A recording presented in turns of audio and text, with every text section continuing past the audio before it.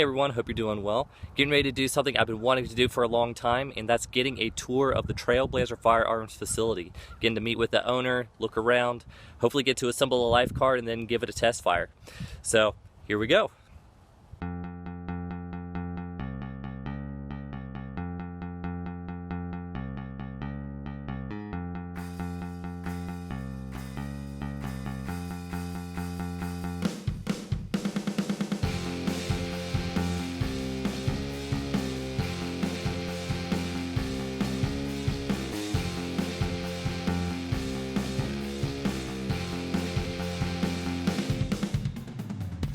Want to shoot some more? Yes. Okay. Yes, I do.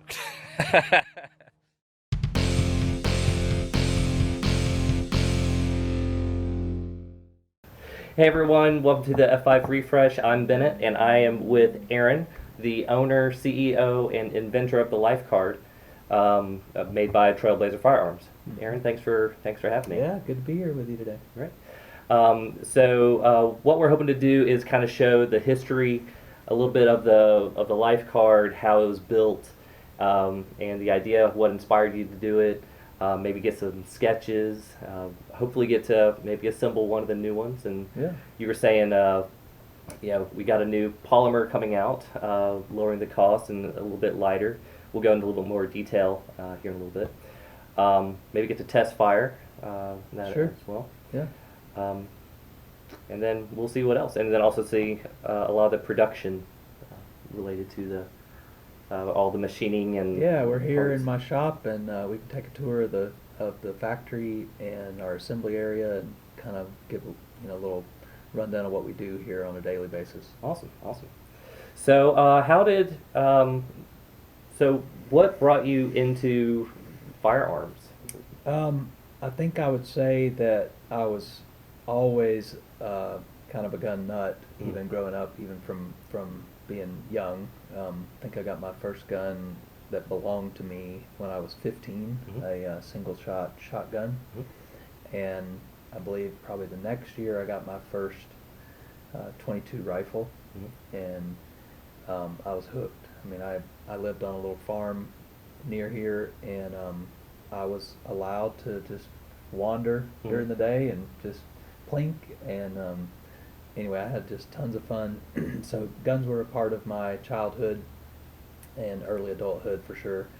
And when I guess I was in my 30s, and I was traveling for work, and I was stuck in a hotel room watching TV, and I watched this show where they were making, it was about guns, and they made this folding machine gun that looked like a first aid kit. And some people will know exactly what show that is. I won't name it right now, but it just struck me that it was such an absurd idea. It was huge, you know. Right. I mean, it was like this big, and I just thought, nobody's ever gonna carry that on a hike. Right. It's just not gonna happen. Yeah. And it's not gonna be made commercially available either. Yeah. It's a machine gun. So I just thought, what would be something that you would carry on a hike, or you'd carry every day in your pocket? Something that was so small that would never be a burden or a chore to carry. And I came up with the LifeCard almost literally in a moment like that, and I started sketching on it. And there were a number of things that I thought in that first few moments, or in those first few days when I was toying with the idea. One would be, it would fire 22 LR, because that's one of the smallest commercially available cartridges.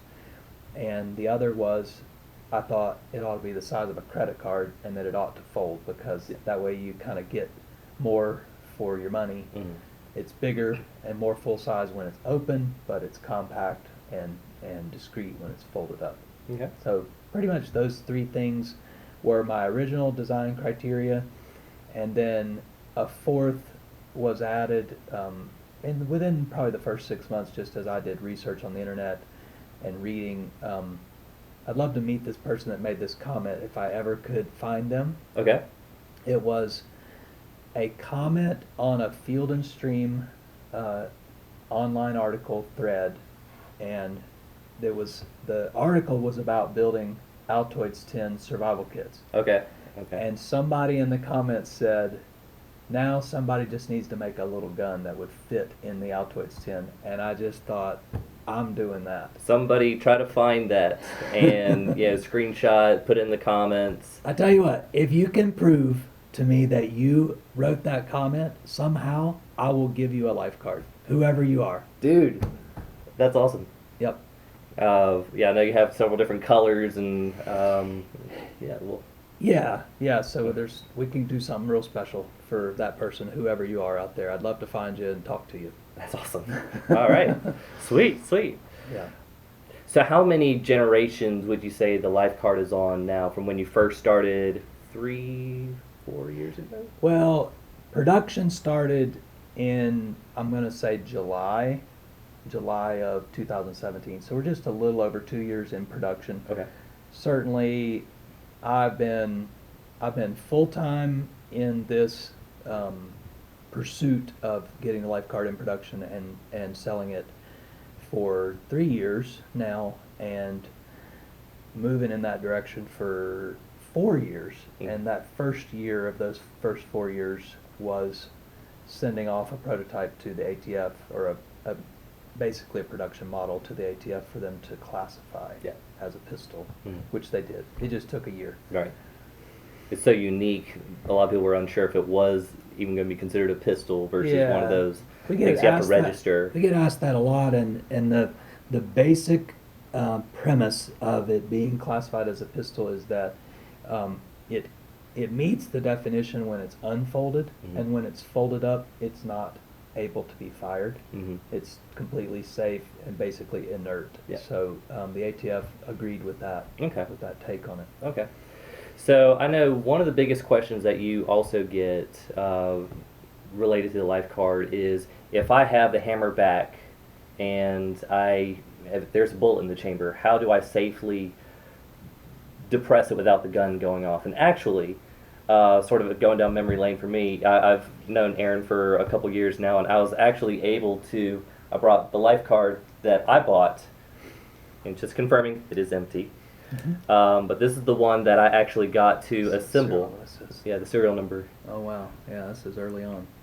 Yeah, where we were putting the barrel in, and I'll put in some pictures of when I was assembling that. But that's the LifeCard that has been my most watched YouTube video right now. Cool. Actually, yeah. All right, get to test out my new LifeCard.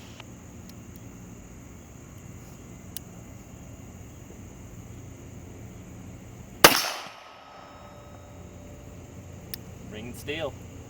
Yeah, so there is a simple technique for decocking the LifeCard, and it's essentially the same as a single action revolver that has a hammer. It's just that you got to do it with two hands.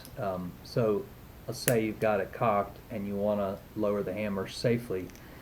You're just going to kind of do it in reverse. You're going to pull back on the hammer, the striker, engage the trigger till the striker starts to move, let off the trigger, and the striker, the bolt, the hammer, whatever you want to call it, will stop in the half-cocked position. And the nice thing about that also is if you slip, as long as you're not holding the trigger, if you slip, it's still going to stop in the half-cocked position. So there's nothing to it. I mean, you certainly want to be careful as you're doing it, but there's no problem with decocking it. Definitely have it pointed away from you, though. Absolutely, always. All right. So I like the fact that you always emphasize taking your finger off the trigger as soon as it starts moving, just in case it slips, and it'll go right to that half-cock position. I think that's a great additional safety feature. Well, and a very important rule of gun safety is to never point a gun at something you're not willing to destroy. Yeah. So that includes your foot, another person, an animal, anything, because you just never know what could happen. So that applies when you're decocking the LifeCard. Absolutely. Whether or not it's loaded. Yep. Always treat a gun like it's loaded. Yep. Yeah. All right. So one other thing, Aaron, before we, I guess, go ahead and take a look around and some of the history and all. Tell us 3 things that just made a big impact on your life, either growing up or now or anything like that. Yeah.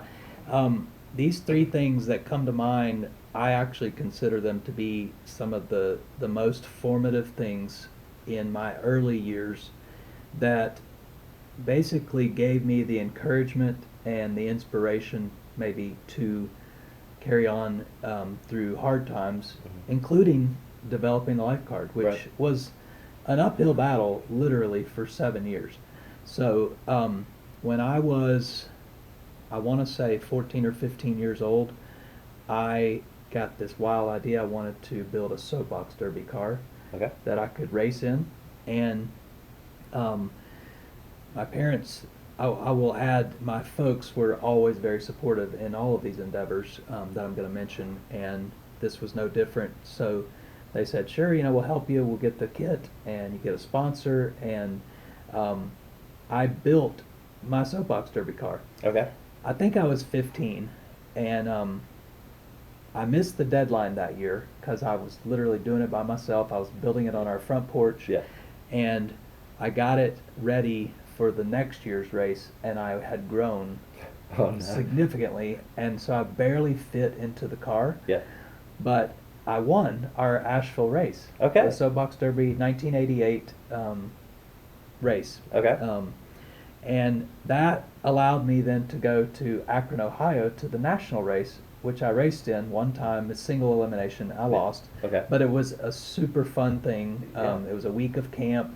Everything was paid for by the Soapbox Derby. So that was one thing. On that trip, I was further inspired. We drove up to Akron from North Carolina. I got this idea. I want to ride my bicycle across the United States. Now I'm 16 years old or 15, I don't remember. And my folks, again, they're like, okay, let's plan it.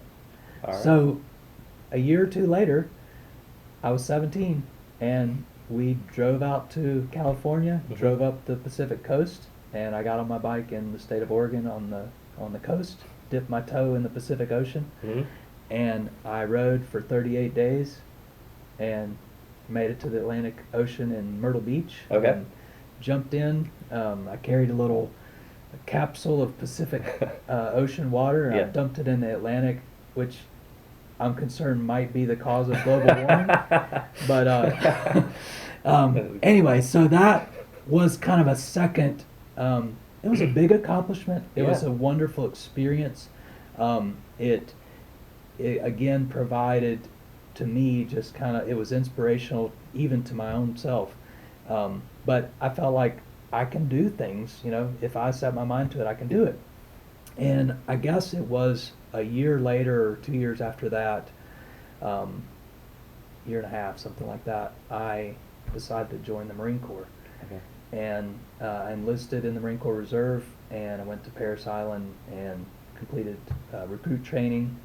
And that was probably the third thing that was it was probably the hardest of all three of those things Yeah. that I just mentioned, Yeah. for sure. But certainly one of the things that I'm the most proud of in Yeah. my past, to have completed recruit training in the Marine Corps and to be a Marine. Yeah. So, yeah, those are three things. Well, thank you very much for your service. Yeah, absolutely. All right. Well, I guess, Aaron, if you want, we'll go over here. You have all sort of the history of all your life cards, and we'll take a look at that. You can provide sort of a timeline Yeah. for that. Sure. And then I guess go on to the facility. Sure. Awesome. Yeah. All right. Stay tuned.